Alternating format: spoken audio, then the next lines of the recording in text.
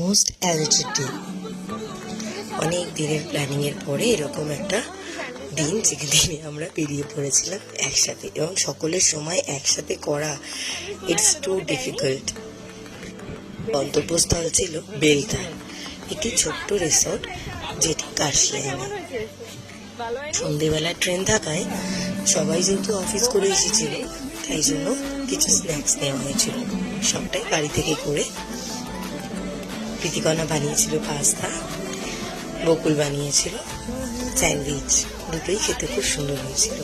একটি ছোট বক্স নেওয়া হয়েছিল এবং সেটি ততটাই রাত অব্দি বাজানো হয়েছিল যে যতটা রাত অব্দি কেউ কমপ্লেন করেনি। পুরো ট্রেনের জার্নিটাই ছিল এক অন্যরকম।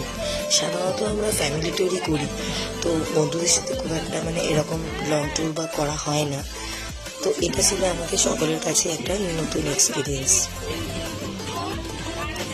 ছোটবেলাকার বন্ধুরা যদি এক হয়ে যায় তাহলে তো সেখানে কথাই নেই, সেখানে তো আড্ডা জমে ক্ষীর হবে, তাই না?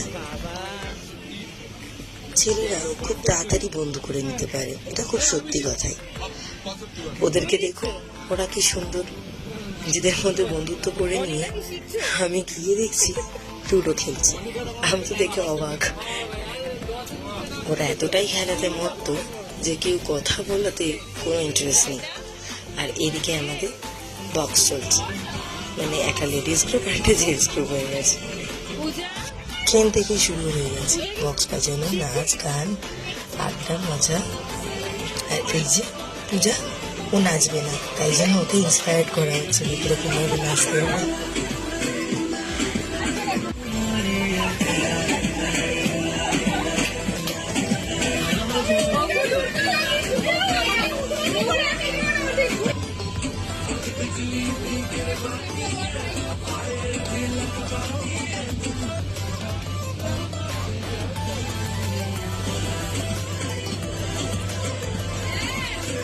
তবে সুযোগ এই মানুষটা নিয়েছে।